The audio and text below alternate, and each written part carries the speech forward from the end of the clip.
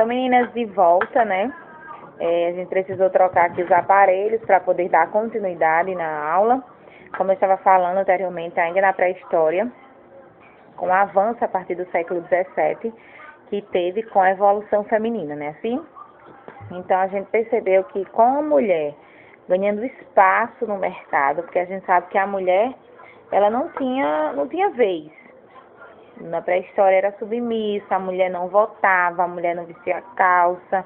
Isso é uma realidade que foi mudando, não é isso? E aí, quando a mulher começou a entrar no mercado de trabalho, quando a mulher começou a ser um pouco mais independente, né, que isso foi gradativamente, e ela começou a ter uma posição, começou a ter status sociais, uma posição social, aí sim, a área da beleza começou a crescer, começou a evoluir. Tanto na área de maquiagem, porque a mulher tinha o seu dinheiro, não precisava estar pedindo para o seu companheiro para comprar sua maquiagem, seu perfume. Existe uma grande evolução com os cuidados facial, corporal e capilar, devido a essa independência do público feminino, da mulher com seu status. Então a mulher precisava se cuidar. Eles eram, como por exemplo na Roma, vocês vão ver aí, a Josefina, né, a mulher de Napoleão Bonaparte, que ela era muito vaidosa, muito vaidosa.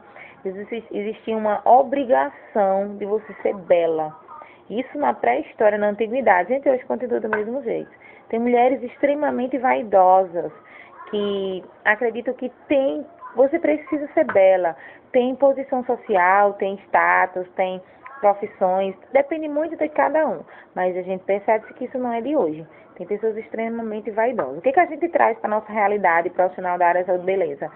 Que a vaidade precisa existir, como eu falei em sala de aula, tanto do cliente como da profissional, porque a profissional de saúde e beleza, ela vende beleza, trabalha diretamente com o emocional das pessoas, com a autoestima das pessoas, então você é uma referência. Você é empresária da beleza, você é uma referência, então a gente é modelo quando você trabalha na área. Claro que tudo tem o seu limite, tudo tem uma questão individual do que você gosta. Tem pessoas que gostam de se maquiar mais, tem pessoas que gostam de cuidar mais do cabelo, do corpo. Tem a questão da saúde em primeiro lugar.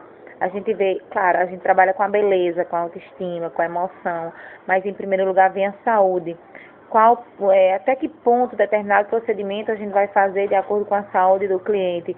Isso gera uma base de conhecimento com relação à área que a gente trabalha. Então, a partir desse século, do século XVII, grande momento da evolução, né? Grande momento, a mulher entrando, dando o pontapé inicial. Então, a gente vai perceber que houve os cuidados, a evolução na maquiagem, no perfume, passaram a cuidar mais da pele, do corpo, do cabelo, começaram a usar o leite de rosa. Gente, desde o século XVII existe para usar na axila o cheiro de rosas, né? Chamava cheiro de rosas. E também vocês vão ver no conteúdo de vocês que tem um momento lá no material de vocês que fala sobre o livro da mulher, né, que era um regulamento, um livro chamado Segredo. Esse livro era especificamente para as mulheres. Esse livro o homem não tinha acesso e nem todas as mulheres tinham acesso. Só algumas que tinham condições de ter acesso a esse livro. E o que tinha nesse livro? O Segredo. Era exatamente como as mulheres se cuidar, receitas de máscara caseira, de cuidados diários para a mulher ficar mais jovem, mais bonita.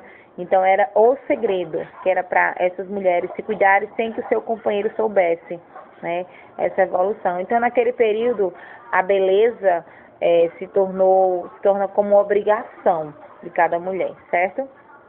Então a gente percebe aí a grande evolução dos cosméticos, da maquiagem, lembrando que lá bem no início a maquiagem era vista como versus prostituição, né, assim, porque aumentava a semelhança de Cristo, eles não queriam, não é isso? Então, teve um período ainda que essas maquiagens elas usavam, porém, como era visto como com preconceito, né, como pecado, as mulheres utilizavam com relação ao teatro. Como elas se maquiavam para gravar uma novela, para fazer o teatro, mas depois elas tinham que tirar. Então foi o período aí que marcou, teve a evolução dos cabelos na área capilar. E as mulheres que não tinham aquele cabelo que era característico da época, eles usavam peruca, né? No século XVIII houve muito avanço da peruca, inclusive com cachos. Teve o período que era aquele cabelo bem liso, e teve o período dos cachos, que agora também está na moda, né? Cachos. A história não se cria, ela se recria. Tem épocas que é o que marca determinado segmento, passa a ser arcaico e depois ele volta com tudo, certo? Então, nesse período dos cachos, continua aí no material de vocês vão ver, o pó de arroz, ele era em alta, era usado no facial, não é isso? E o pó de arroz, gente, na pré-história vocês vão ver que bem no início da pré-história, quem usava o pó eram as mulheres da elite, as mulheres que tinham condições financeiras melhor. E eram para as mulheres, quanto mais a pele, o pó de arroz era um tom só, uma tonalidade só, enquanto mais branca fosse a pele, mais ela era vista como mulher da elite, mais mulher tinha condições. Mulheres que tinham condições. Então, o negro não tinha acesso, negro eram os escravos, não tinha acesso a essa maquiagem. Então, o pó de arroz foi muito usado, os perfumes, né, assim.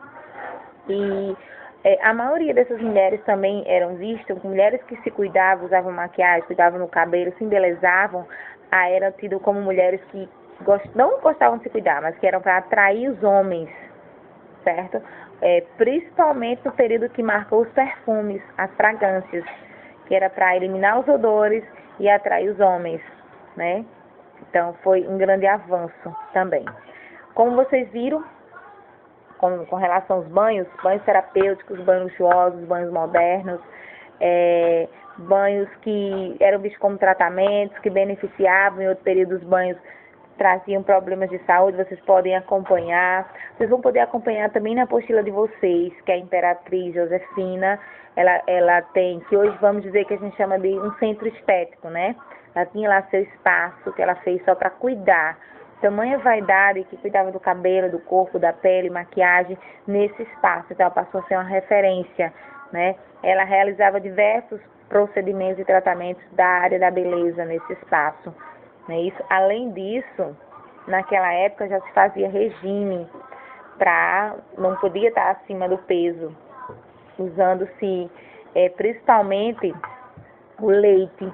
Na época a Josefina também era marcada como leite para hidratar a pele, nos cremes, certo? Com a evolução da estética feminina, tudo vai mudando, né? A aparência física muito marcante, a elegância, o uso de produtos naturais para embelezar, para cuidar, para tratar, como eles relatam lá, o suco do limão, o vinagre para perder peso, o maior uso, aumentando o uso de maquiagem, de cosméticos. Vocês vão poder acompanhar esses grandes avanços. A partir do século XX, que é um avanço maior da emancipação feminina, a mulher entrando no mercado de trabalho, a sua independência. Na apostila de vocês vão encontrar detalhadamente a evolução, por exemplo, a época do primeiro salão de beleza, como era esse salão, quando foi esse período do primeiro salão, inauguração, porque naquela época beleza era questão de atitude.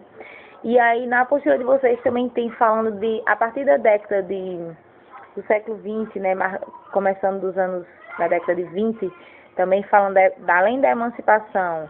Aí cada ano, cada década, eles falam do que marcou. Então daqui eu vou falar algumas coisas, alguma palavra que marcou, mas lá vocês vão encontrar bem detalhado, para que a gente possa entender. Na década de 30, a mulher passou a vestir calça. Isso era inédito, porque a mulher até então ela não poderia vestir calça. Calça era só para o sexo masculino. Na década de 40, foi o primeiro biquíni, o verdadeiro escândalo, a mulher usar um biquíni. Teve outros itens que marcou na década, mas outro que me chama a atenção, que me lembro aqui, que foi o biquíni escândalo. Na década de 50, também fala lá, né, fala do estilo forte das mulheres. Aí as mulheres passam a usar olhos marcantes, maquiados, bem marcados, e usar o cabelo curto, foi uma referência nessa década. Na década de 60, as mulheres usando muito batom escuro, e os olhos ainda continuavam bem marcados, né? A partir da década de 70, as cores de maquiagem tornavam-se mais populares, porque até então era boca e olho escuro. Somente a partir da década de 70 que vocês vão poder acompanhar essa evolução das cores, começar a colorir. E ainda a partir da década de 80, que eu acho assim que é o momento top, foi quando eles começaram a ver que existia necessidade, tanto na maquiagem como nos cosméticos, de introduzir o FPS. Então, desde a década de 80, que os produtos começaram a vir com fator de proteção solar. Não eram todos os cosméticos, nem todos os produtos de maquiagem, mas eles começaram a trabalhar com essa hipótese, começaram a fabricar produtos com fator de proteção solar. Porque vocês vão ver anteriormente que as mulheres queriam ficar com cor, com bronze, mas eles não tinham esse cuidado. Tem muitas meninas que falam, não, mulheres, né, da época, que fariam bronze em casa, rusticamente, com cosméticos, produtos caseiros, que na verdade elas estavam agredindo a sua pele, né? Tem relatos de óleo de comida, de coloral que a gente bota na comida, na carne, a comer, e elas botavam no corpo margarina, né? Manteiga, margarina, colocava no corpo, iam para o sol, e o sol era o sol depois de 10 horas. E a mídia não caía em cima disso aí. Tanto que as pessoas que fizeram isso na década de 80, a maioria dos pacientes hoje, eles têm CA de pele, aqueles que não já foram a óbito, mas é comprovado isso, que existe um grande índice de CA de pele, hoje é uma das doenças que mais existe, por causa que não tiveram esse cuidado. Então, quando a mídia se tocou diante do avanço da tecnologia, do avanço dentro da cosmetologia, do avanço dentro da área da beleza, eles começaram a focar nesses produtos. Então, hoje existe uma grande divulgação com relação aos produtos com fator de proteção solar. Tem maquiagens que vêm com fator de proteção solar, tem produtos corporais, tem produtos de cabelo, todos esses já com essa tecnologia, né, que isso gera saúde para os nossos clientes, para trabalhar com isso. Então, na década de 90, foi quando surgiu o primeiro hidratante Nivea, né, isso foi uma das coisas que marcou o primeiro hidratante. Gente, algumas pessoas, a gente sabe que existem produtos com SPS desde a década de 80, mas até hoje tem algumas pessoas que não usam, que não gostam de se proteger. Mas desde 80 para cá já tem um bom tempo. A nossa área ela é uma área muito promissora. Vocês vão poder, durante as aulas desse curso de estética e durante o momento com o material, com as pesquisas, buscando conhecimento, como a nossa área evoluiu. Fundamentos de estética, a gente já percebe uma grande evolução. E hoje, claro que eu tenho que ter o conhecimento para saber o meu limite, o limite da cliente. A base de tudo, quem tem conhecimento rei, né? A base de tudo e qualquer procedimento e qualquer profissional é buscar esse norte, que é o nosso conhecimento. Porque a vaidade, ela existe, o cliente chega dizendo o que quer, e você é que tem que saber dessas evoluções, sim, porque a nossa área é promissora. A nossa área ela muda, ela transforma, ela evolui todos os dias. Então, se eu sei que tem um produto que vem cuidar da saúde do meu cliente, por que eu vou fazer o contrário? Usar um cosmético, um princípio ativo que vai prejudicar pele, cabelo, o que eu estiver trabalhando. Então, é um diferencial. Então, para a gente poder continuar,